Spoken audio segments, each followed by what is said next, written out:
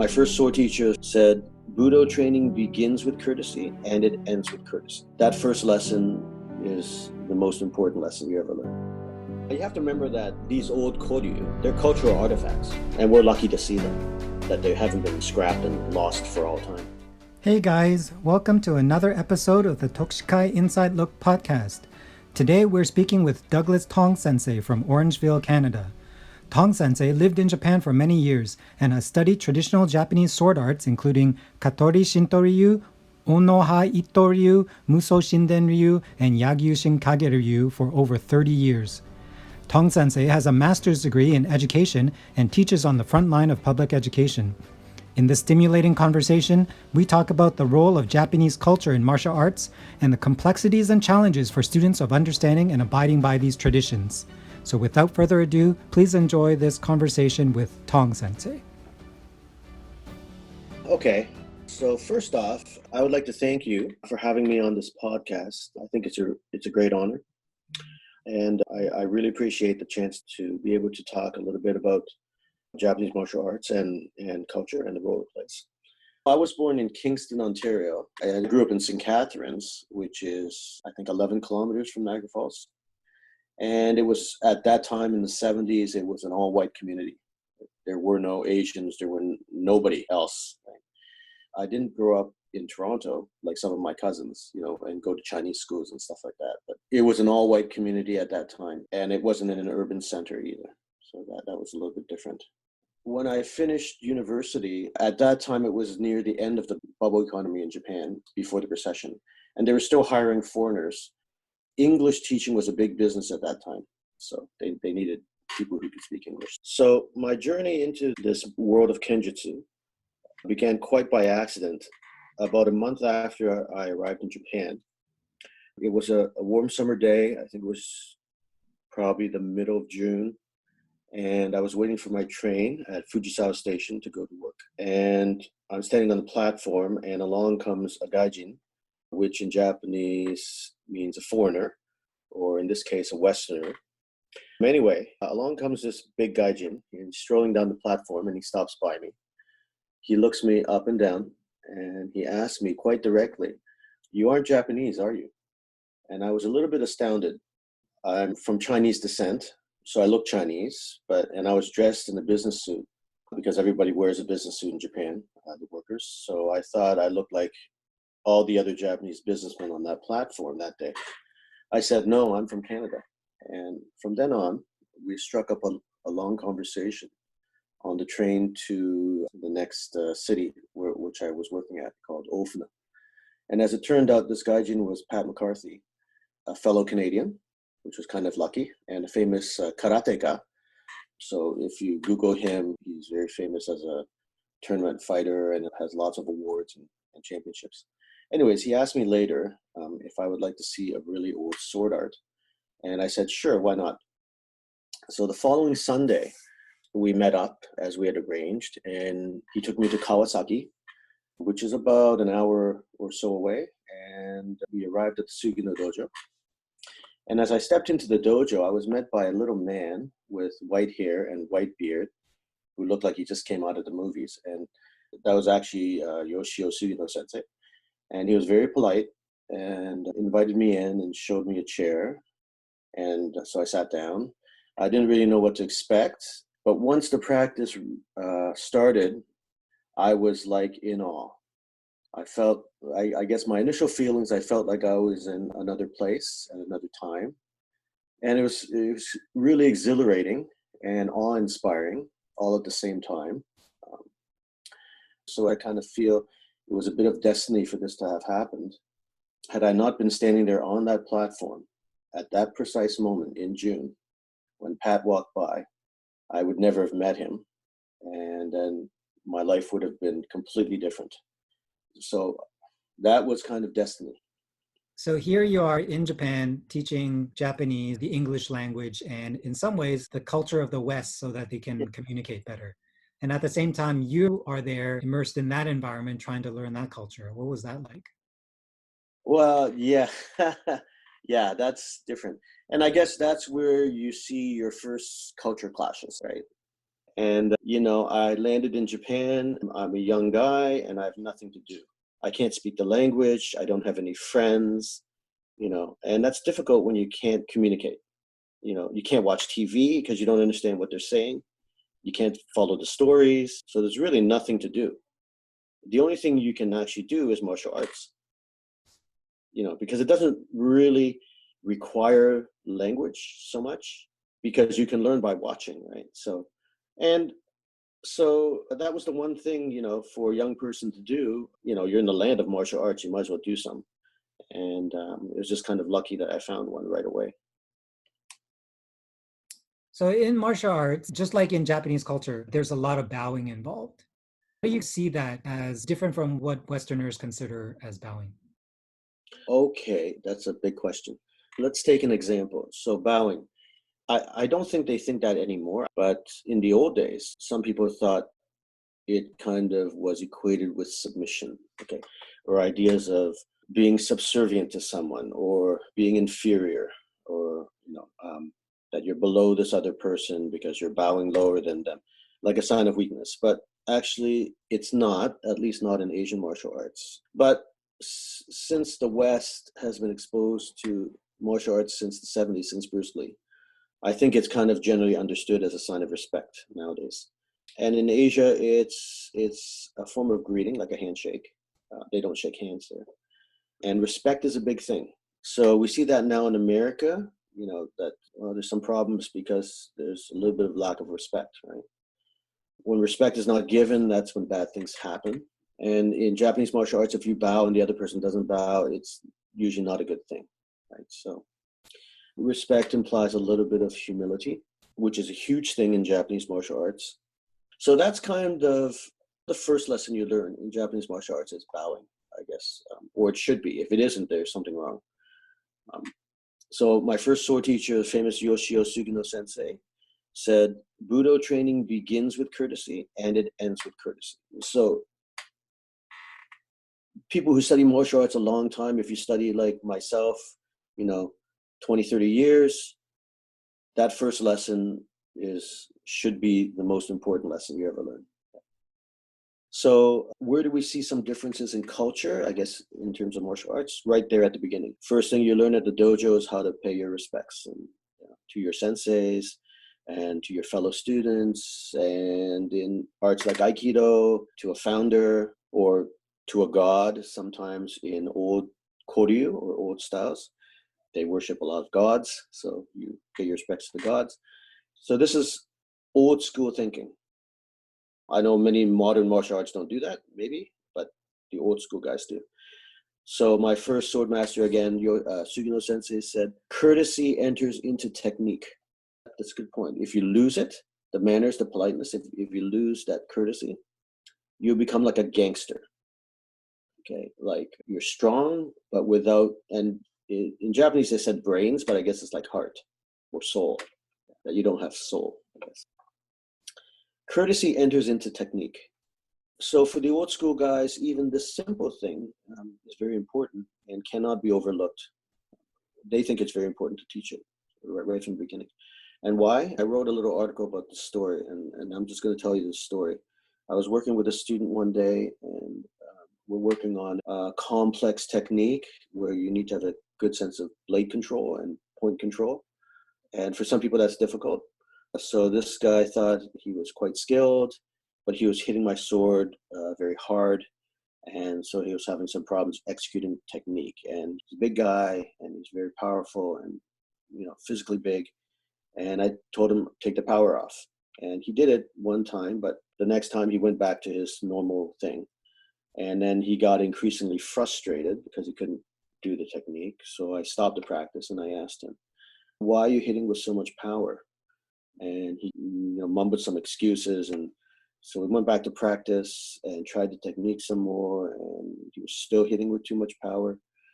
So I questioned him some more. I said, if you agree that power in this instance is not a good thing, then why are you doing it? And he mumbled some answer, and I guess I shouldn't have done it, but I kept pressing him a little bit and asked him a little bit kind of more pointedly. So, it's not logical.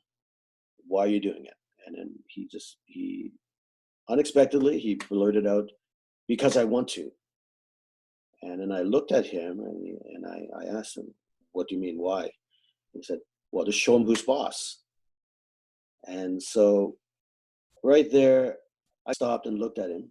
And the things that ran through my mind were, okay, there's a little bit of defiance there. And he's talking about power and he's talking about strength. And then to show him who's boss, so that's a little bit of domineering attitude, a dominance thing. And a little bit of anger and almost like you want to put somebody down, right? So, which runs contrary to what I believe anyways, and I guess maybe a lot of old school guys would, in terms of what the purpose in martial arts. We have to remember that we're teaching some pretty deadly arts. It doesn't take much to kill somebody with your sword. And in the wrong hands, it can be a disaster, especially nowadays. And I think there's an incident, was it out west in Alberta? A guy chopped off somebody's head with a sword recently. Anyways. So that's why morality and ethics and manners and politeness and courtesy are so important. These are not like your hardcore technical things like how to cut, but they're important in their own right. So even there's a cultural difference and an expectation in that way. So to the old school guys, especially in the arts that I studied, like Katori Shinto Ryu, which came from a battlefield time, courtesy meant worshiping the gods. That's how they started anyways. And respecting people, because it's all about people. And revealing your heart, they say. That you have, I guess, a good heart in that way. Your intentions are good. Having a humble state of mind. That's the whole thing about arrogance and not getting too proud of yourself, right? And having a thankful heart. So gratitude is a big thing in Japan. I guess you can count yourself lucky that you're studying some kind of koryu or really interesting art that way, because like you saw from my life, luck in life plays a big part. And sometimes if you're not lucky, you'll never see these things, right? So you should be thankful that you have the opportunity to actually investigate and see these arts, right? I know people take it for granted a little bit too much. So anyways, that's the traditional Japanese budo spirit, they say. So yeah, courtesy to the Japanese is very important. That's how you get along with people. And I guess they're an island culture. Island is a small place. They're not a continental kind of culture. It's a very island mentality. As they say, it takes a village to raise a child. So it's kind of the same idea that you're all part of a little community and you have to get along. Japan has a rich history. It's thousands of years old, this culture. And they have two religions there. They have Buddhism and they have Shintoism. Shintoism is about worshiping the rocks and the trees and I guess the spirits in the natural things, right? And then Buddhism is about salvation of your soul and being enlightened, seeing the world as it is and understanding your place in it and trying to save yourself from going down that bad path, which again, like they say, those fetters that chain you and lead to your downfall, basically, like pride and arrogance and things like that. Yeah. So, I think the Japanese, Shinto was their native religion before Buddhism showed up. And that was being thankful for being in the world, thankful for living in this country, thankful for having food to eat, and thankful for the mountain and the trees and the grass and the streams and things like that. So I guess that is the root of the Japanese idea of courtesy, I guess, or reverence for things. That whole piece about gratitude, I think, is very important. Not like feeling entitled, I guess. That's the opposite, which we kind of see nowadays a lot. People feel very entitled. Well, why do you? You should be thankful. So that's a little bit of a difference there. But that's a very traditional Japanese viewpoint, I think. But I don't know, you should ask a Japanese historian. They can probably tell you better. I was wondering, as someone coming from Canada, a place that is already well known for courteous people, that having to learn the manners in Japanese, does it feel like a completely different thing? How did you come about learning? Well, I guess my first few years in Japan, I was just a young guy trying to understand where I was. But I eventually got married, and that was the big change in my life. I moved in with my wife's parents. So I was living with the in-laws. They don't speak any English at all. And of course, they live their normal life, which is a Japanese lifestyle. I really got an immersion course right there, immersive experience in what it is to live in Japan with a Japanese family. So, and I probably think exchange students get that too when they go do an exchange program, like university students. But it's different when you have to live with a family. They don't understand you, you don't understand them, you don't speak the same language, so you have to find a common ground somehow. And tying this just let me go on a little aside back to your question about being Canadian. I guess Canada, we are not, I guess, the quote unquote melting pot idea. We like to pride ourselves as being multicultural. I guess that multiculturalism is kind of a fabric of our life in Canada. We have a lot of different cultures, and we don't try to make everybody fit the same mold, I guess. And that's a respect thing. That ideally, that's what we strive for, right? To respect all cultures, whether you come from a Chinese background, or you come from an Indian background, or you come from a Scottish background, or French background, doesn't matter. Well, right there, we have two languages, which is really interesting. I don't know in any other country that you see two official languages, right? Which is, I guess, right there sets the tone that we respect. And we have kind of, you go to Quebec, I'm sure you've been to Quebec, it's completely different. And we don't try to squash them, we try to find a way to get along. So I guess that's part of the Canadian experience growing up, is that you try to get along with everyone. Yeah. So that again is a way that we are a little bit compassionate towards each other. That kind of marks us as very different than other countries. Anyways, to get back to Japan, so the same kind of thing helped me in adjusting to Japanese life there, is that I had to find a way to get along. I had to find a way to communicate somehow. So, of course, when you're thrust in that, you have no choice. You have to find a way to communicate. Even such simple things as ask for some water, right? Or something to eat. You have to find a way to make yourself understandable. One of my first degrees was a Bachelor of Arts in Communication Studies. Communication is a two-way street, So you really have to work to communicate with someone, even in the same language, even when we're talking English.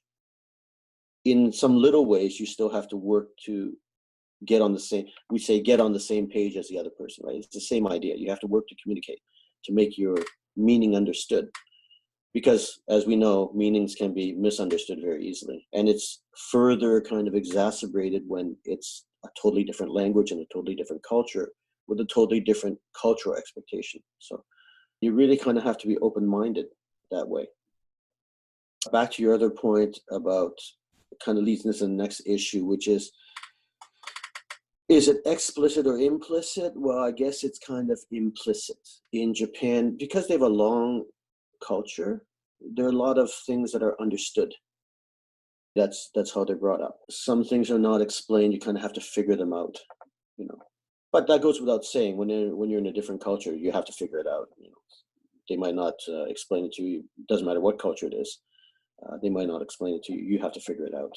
So that's a good exercise for you too. And that's the same thing with communication. You have to work with the other person to communicate and to make your meaning clear. And also vice versa, to find out what they're trying to get at so that you understand their message, right? In Japan, there's also another really interesting phenomenon, which they call harage, which is communicating with your belly, they say. And a textbook definition is exchange of thoughts and feelings that is implied in conversation rather than explicitly stated. Right? It's a form of rhetoric intended to express real intention and true meaning through implication. Sometimes things are expressed with a look or a gesture, or sometimes silence, changing the subject, body cues and things like that. And sometimes Westerners feel the need to express themselves openly, right, to clear things up, and they go to great lengths to explain themselves in language, through language. But in Japan, some things are explained not through language, I guess through nonverbal language. So what would the closest thing here be? We would say something like the message was communicated not so much in what the person said, but in what the person didn't say. You have to read between the lines a lot. That right there is another little bit of a difference of culture. And you have to be open and observe and to pick up on these cues and see what they're getting at, right? Because sometimes it's not stated like point by point very clearly, right? Sometimes it's through nuance, sometimes through innuendo. So that's where you have to really kind of be alert and aware. Yeah. And of course, I knew a lot of people who from the West who were in Japan who found this completely frustrating because things were not clear. Things were not clear cut. Right? But again, that depends how you look at it. Like if you want an easy answer, you're not going to get it. Right? So you have to be a little bit patient. Patience is a big thing too. When you were trying to learn this, did you have any mistakes? Did you need someone to explain something to you on why certain expectations? There's a nuance. There's a kind of a hidden message there. That's harage. Yeah.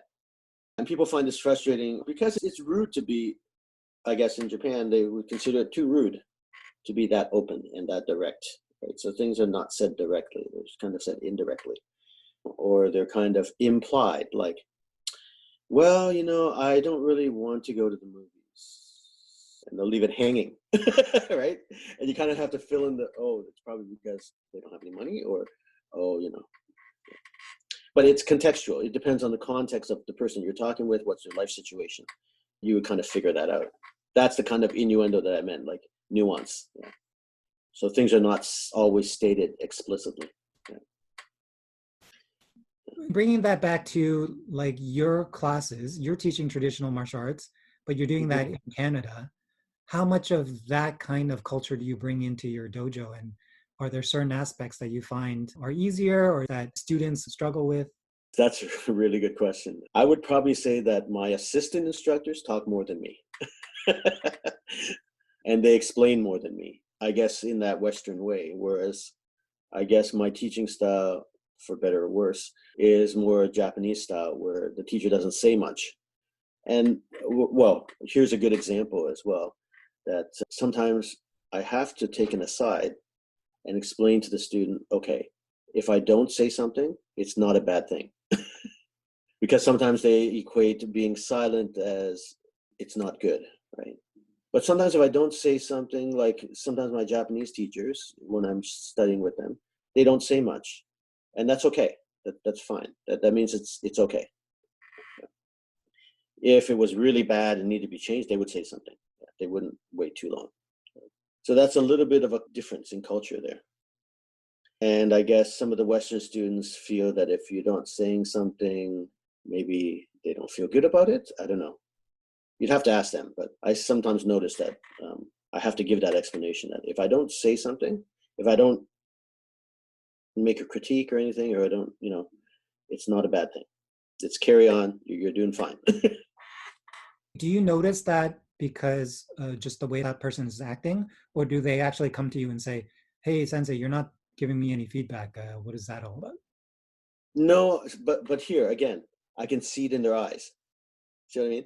That's the aspect that you have to really, as a teacher, you watch your students, right? And you can kind of figure out where they're at, mentally, spiritually, I guess, psychologically, where they're at, right? And then you can tell when someone's lost. You can tell when they're unsure or unclear about something, right? If you're really paying attention. So you have to pay attention. That's a very big thing. And I kind of know that they're feeling like, why is the teacher not saying anything? Am I doing, something wrong? Or you can get that, I guess, feeling that's what they're uneasy about, right? So sometimes to make them feel easier, I'll go over and have a little talk and give a little explanation about my methods, which I guess I've picked up from my teachers. Well, I am a product of my teachers, so I've kind of picked up on their teaching methods as well. So I would say, yeah, from living in Japan, living with a Japanese family, and you kind of do things like they do, you kind of start to think like they think, right?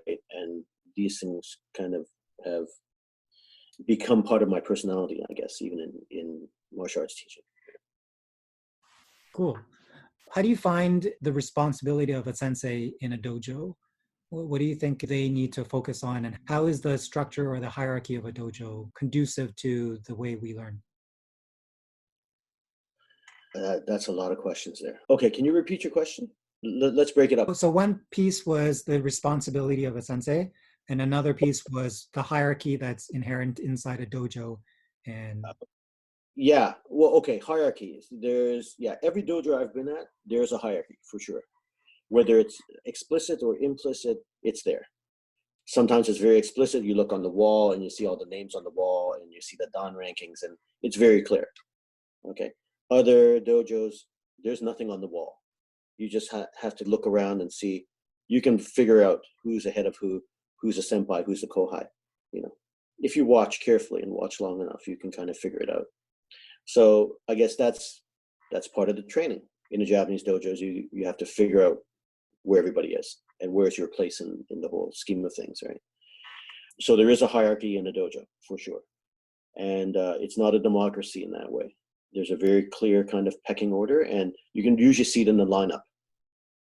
In a Japanese dojo, they may, like a kendo dojo, they may say seiretsu, which means line up, and everybody lines up, and they line up. There's a certain order to line up from a certain direction, and you can just see the grades, okay, or the dans, as they line up, and you figure that out.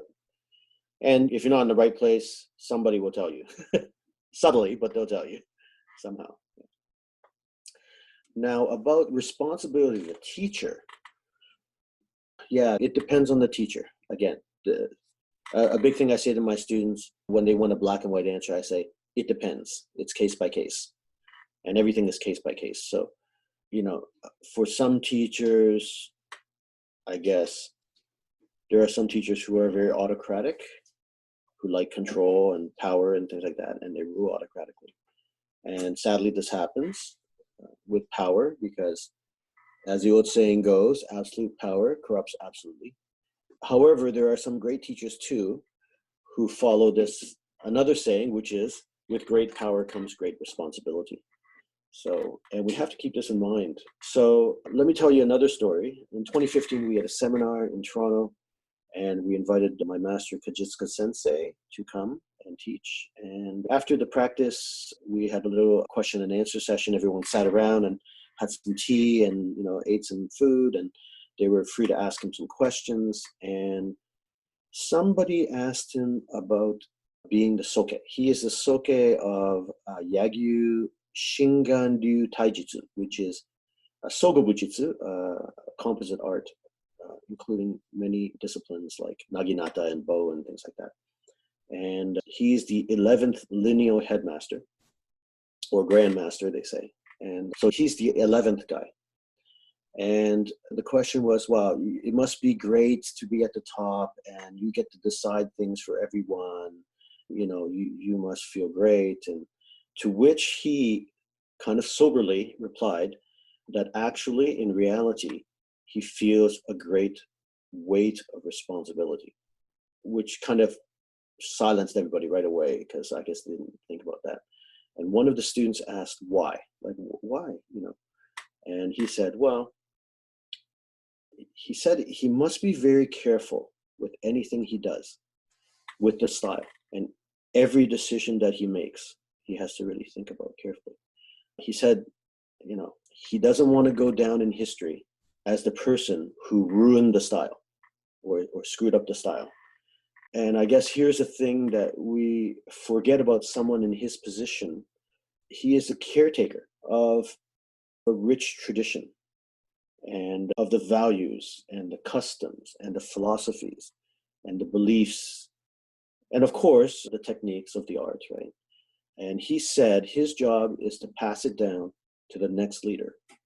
That's his role, to the next generation, and make sure it's passed down correctly and make sure it's passed down intact. So there's no missing pieces and that the spirit is there in the correct way. And there's a lot there.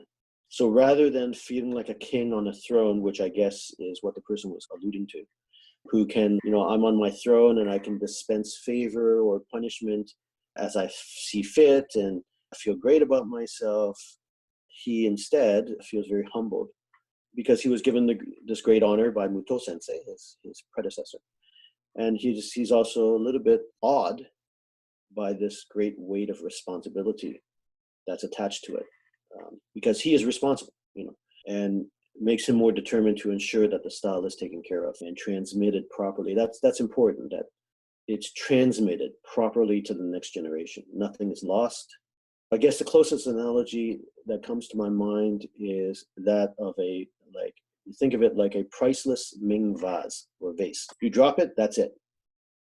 So it's great to be the possessor of it, but you have to take great care of it so that your kids can enjoy it. And I guess everybody, you don't drop it, it'll shatter into a million pieces, and then that's it. It's gone. And the future generations won't get the pleasure to experience it, its beauty, whatever. Anyways, I don't know if this is strictly a cultural difference in outlook about exercising power at the highest level, but it deals with humility, So again, we see the importance of humility in Japanese martial arts, and a characteristic and a deep trait of Japanese budo mentality, old school mentality anyways. It does mark a question for us to explore later or think about, is that how, at least now, especially in business culture, where a new CEO comes into a company and their first thing they want to do is put their mark, put their stamp on it to show something that's uniquely them. While in this case, we're just talking about how do we preserve what already is there? So that's like two ways of looking at it. Yeah, wow. Yeah, that's maybe the next podcast. You have to remember that these old koryu, they're cultural artifacts, basically, from a lost time. And we're lucky to see them, that they haven't been totally scrapped and lost for all time. So, in that way, again, this whole thing about gratitude, that you should be very grateful to even have the chance to see it, chance to experience it, practice it. And that a lot of people forget that. I think that's a great place to end this episode, and we have a lot more to talk about in the future, and you can see the way that this is going, that it's going to take much more to go through all the material. Okay, yeah, let's leave it there and we'll continue next time, because I got a lot of stories. That's perfect. Thank you so much for taking the time for this, and I'll talk to you again very soon. Okay, thank you, Patrick.